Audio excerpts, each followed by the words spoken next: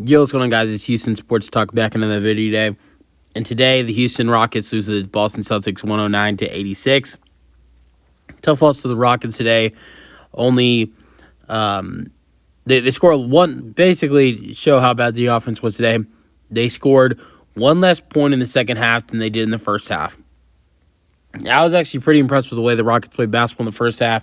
I think when you're a team that already is not a good three-point shooting team, and you go up against a team like the Celtics, who shoot so many threes, 55% of their shots are threes. Not only that, but they shoot the most threes in the league. I think they're averaging over 53-point attempts per game. Surprisingly, tonight only took 39, but shot 19 for 39 for three. So when you know Boston's going to come in, and with Boston, you never know if they're going to light you up from three, but they're going to really. I mean, you shoot 53s a game, definitely going to hit more than the Rockets because the Rockets are a terrible three-point shooting team. They shot almost the same amount of threes as Boston did, only made 10 for 36. So without Jabari Smith Jr., who was just ruled out 4 to 8 weeks, without Amen Thompson, who was going. Second game of his 2-game suspension. And without Tari Eason, we don't know what the hell is going on with him. It is impossible to beat this Boston Celtics team. And I'm going to credit the guys for the first half of this game, putting up a fight. Only being down 9 points at halftime to this Boston Celtics team. I know there's no Jalen Brown. There's no Al Horford. Al Horford's resting. Jalen Brown's injured. I know that. So this Boston team isn't they're not at full strength.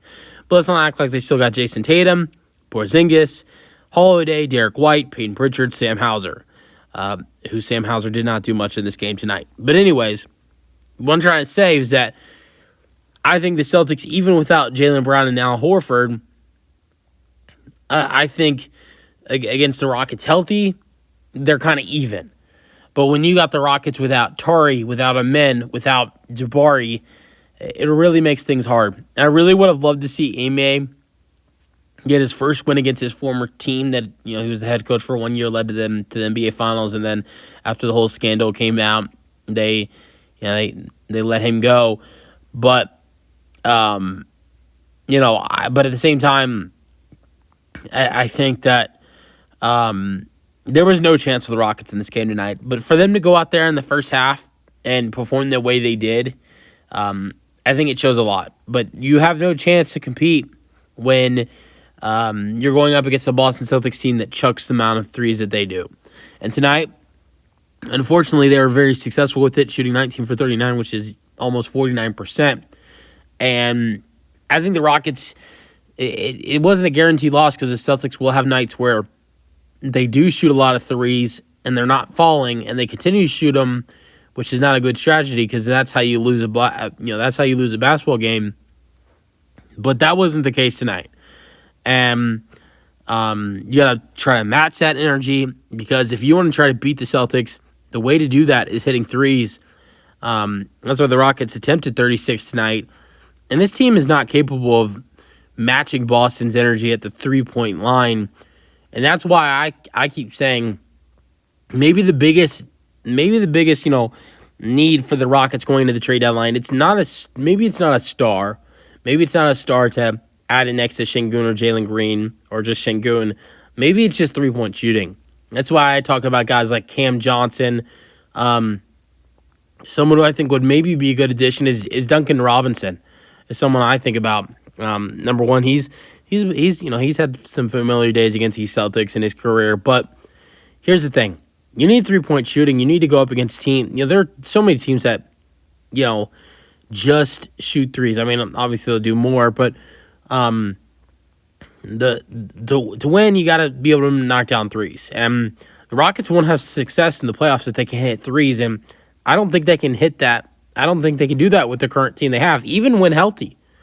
I mean, let's not act like the guys that were on the floor tonight were, great 3-point shooters. Like, I think the Rockets would have been so much better defensively with those guys on the floor tonight, like Tari and Men and Jabari.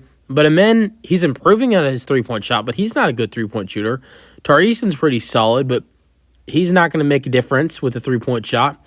Jabari, when he's on fire, he's probably one of the best three-point shooters on this team, but he's inefficient.